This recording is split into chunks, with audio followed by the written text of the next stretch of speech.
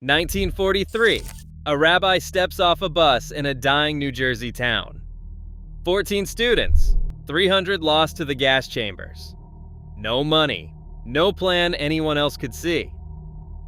80 years later, that town is 135,000 people strong. No factory ever arrived, no highway interchange. Just one idea in cheap soil that nobody wanted. The median age in this township is 18.1 years. Nearly half of all residents are under 18. The yeshiva at its center now enrolls nearly 15,000 full-time students and advanced scholars, all of them male. The community weekly newspaper runs over 170 pages of advertisements. This is not a college town. This is not a retirement village. This is something else entirely. On a Thursday afternoon in Lakewood, New Jersey, the air smells like yeast and sugar. Kosher bakeries along the main commercial road stack challahs 5 deep in their windows. Young mothers push double strollers past Judaica shops where silver candelabras fill the display cases. Men in dark suits walk between study halls with the quick, purposeful stride of people who know exactly where they need to be and when they must arrive. A shopkeeper on one of the main commercial streets explains that every customer who walks through his door is also a neighbor. There is no anonymity in Lakewood, he says. If you sell someone a bad piece of fish on Thursday, you will sit next to him in synagogue on Saturday morning. That single observation tells you more about how this place works than any census report ever could. So, what do Orthodox Jews see in a town like this that everyone else has missed? And how does a set of religious rules, written thousands of years ago, produce what no government program or corporate incentive has managed to build? The answer begins in the wreckage of 1943. Lakewood was once among the most fashionable winter retreats in America. In the late 1800s, the Rockefellers and the Goulds kept estates along the lakefront. Grover Cleveland had a winter cottage here. Mark Twain was a frequent visitor. Grand hotels lined the water. But by the 1940s, the glamour had faded. The hotels stood half empty. The town was affordable, quiet, and overlooked. Into this fading resort arrived a Lithuanian rabbi named Aharon Kotler. He had led a yeshiva in the town of Kletsk in what is now Belarus. Most of his 300 students had perished in the Holocaust. He carried the weight of everything that had been lost and an almost stubborn belief that it could be rebuilt. Kotler agreed to lead a new institution on one condition: it had to be moved away from New York City. He needed quiet. He needed distance from distraction. Lakewood, cheap and ignored and close enough to reach Manhattan by car, was precisely what nobody else wanted. He founded Beth Midrash Govoha in a modest building with just 13 students enrolled at the start. It was one of the first major kollels in the United States, where students received a modest stipend while studying Torah full-time. The idea that grown men would devote their entire adult lives to religious scholarship in post-war America was considered absurd. The influential Jewish sociologist Marshall Sklare wrote in 1955 that the history of Orthodox Judaism in America could be written in terms of institutional decay. He believed it was a tradition that would quietly fade in the New World. That prediction could not have been more wrong. Aaron Kotler, the founder's grandson, has spoken publicly about what Lakewood was like when he was a child. He recalls that there were only 3 Orthodox children in the entire township. He once visited Brooklyn for the Sabbath and saw 30 or 40 children gathered in an afternoon group. He thought it must be the International Convention of Orthodox Jewish Children. He did not know there were that many in the entire world. That memory belongs to a place that no longer exists. The mechanism that turned Lakewood from a fading resort into one of the fastest growing municipalities in America is not wealth. It is not politics. It is religious law. Every Friday at sundown, a 25-hour period begins during which observant Jews cannot drive. They cannot use electricity. They cannot carry objects outside the home unless a symbolic boundary called an RUV surrounds the neighborhood. This means everything a family needs must exist within walking distance. The synagogue, the school, the kosher grocery, the mikveh, the bakery. This single requirement produces, by structural necessity, exactly what urban planners spend decades trying to engineer. Walkable, dense, mixed-use neighborhoods where people know their neighbors because they pass them on foot every single week. The yeshiva sits at the center, like a gravity well. Young men come to study, they marry, they stay. Their children fill the schools. New families arrive to be near the institutions. About 1,000 new families move to Lakewood every year. And Lakewood is not an isolated case. In the 1970s, Grand Rebbe Joel Teitelbaum led a group of Satmar Hasidic followers to a remote wooded area in Orange County, New York, 55 miles north of Manhattan. They called it Kiryas Joel. It began with a founding population of 500. Today, it holds over 39,000 residents. In Postville, Iowa, 30 minutes from the nearest fast food restaurant, Lubavitcher Hasidim from Brooklyn arrived to run a kosher meat plant. A farming town whose population had been in steady decline since the 1970s suddenly came back to life. The pattern is the same in every case. Find a place that others have abandoned. Build the institutional infrastructure first. Let the community grow around it like a living thing. But what does it actually feel like from the inside? Thursday in Lakewood is Preparation Day. The rhythms of the week build toward the Sabbath like a tide pulling inward. At the Tomchi Shabbos Warehouse, the largest kosher food pantry in New Jersey, volunteers sort and pack boxes of chicken, fish, challah, and staples. More than 1,250 families in Lakewood depend on these deliveries for their Sabbath meals. Tomchi Shabbos is a $14 million organization supporting over 2,400 families at different tiers throughout the year. Dedicated drivers load their cars and fan out across the township. By Friday afternoon, every box will have reached its destination. One Tomchi Shabbos delivery driver describes the work simply. He says every box means another family has what it needs. He drives his route like any other delivery driver would. No ceremony, no recognition.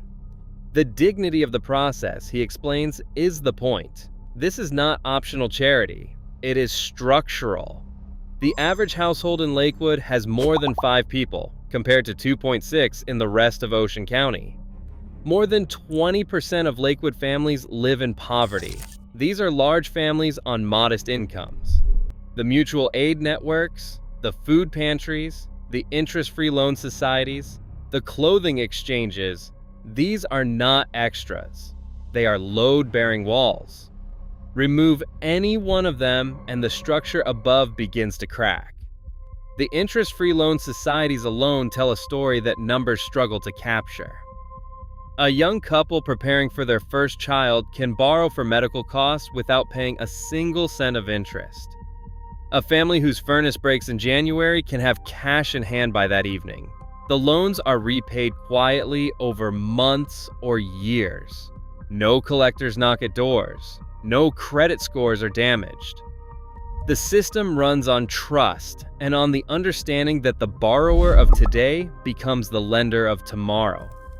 In a community where so many families live close to the margin, this network functions less like a charitable program and more like a circulatory system. It keeps the blood moving to every limb. Late in the evening, the study halls of Beth Midrash Govoha are still full.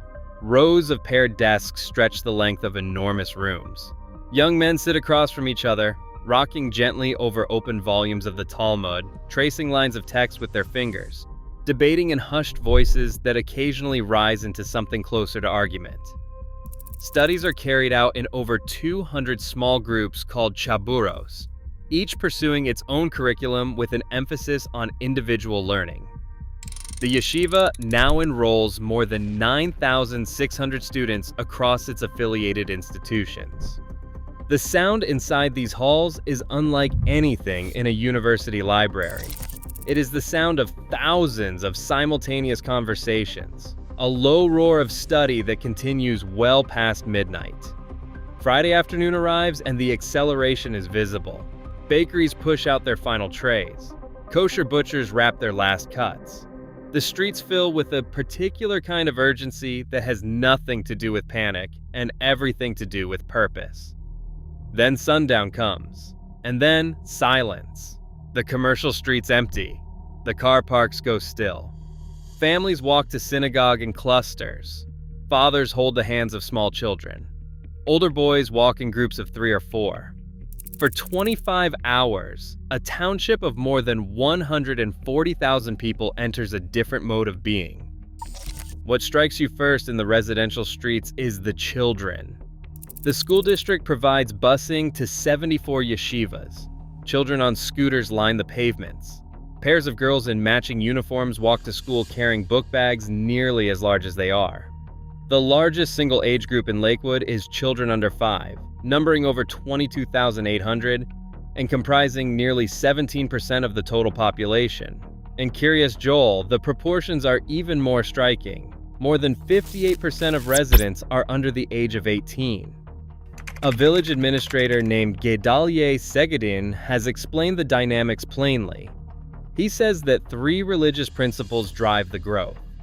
Women do not use birth control. Couples marry young, and after marriage, they stay and start families. Growth comes simply from the fact that families have many children and the community builds homes to house them. These are not communities in decline. They are communities in acceleration. The construction cranes visible from nearly every major intersection in Lakewood tell their own story. In a single recent year, the township issued more than 2,000 building permits. Entire blocks of pine forest have given way to rows of townhouses and duplexes, their facades still pale with fresh siding. The commercial corridors have multiplied to match. Where a single kosher supermarket once served the community, there are now dozens, their aisles stocked with products imported from Israel, labeled in Hebrew and English. Wedding halls book events nearly every night of the week except Friday and Saturday. A single hall on a busy Wednesday evening might host 400 guests, the men dancing in one room and the women in another, the music audible from the car park. Caterers, florists, photographers, and musicians have built entire careers serving a population that celebrates weddings the way other towns celebrate holidays. The economic engine is almost entirely internal. Money circulates within the community at a speed that few outside economists have studied closely. A family pays tuition to a yeshiva. The yeshiva pays its teachers. The teachers buy groceries from the kosher market. The market owner donates to the yeshiva. The circle is tight and self-reinforcing, and it explains why Lakewood's commercial vacancy rate remains remarkably low, even when surrounding towns struggle to fill their storefronts. And as Lakewood fills, the pattern radiates outward. Lakewood's explosive growth now appears directly responsible for the expansion of its neighbors. Toms River saw 4.6% growth. Jackson saw 3.6%. Kosher grocery chains and Judaica stores have opened branches on the edges of surrounding towns. Developers have pushed further north in Orange County toward the Catskills, searching for quiet villages where the land is still cheap. In newer destinations far from the traditional northeastern corridor, Orthodox families have begun arriving in Orlando, drawn by affordable housing and a growing kosher infrastructure. But growth at this speed does not happen in a vacuum. The expansion that transformed Lakewood from a fading township into the 4th largest municipality in New Jersey has produced real friction with neighboring communities.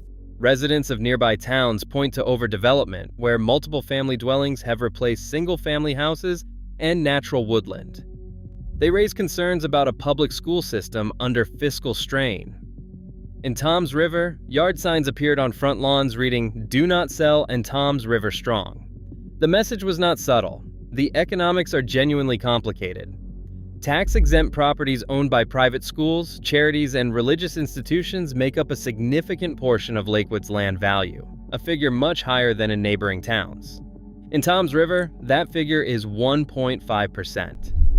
The public school system serves a shrinking share of the township's children, while the municipality funds busing for thousands of yeshiva students.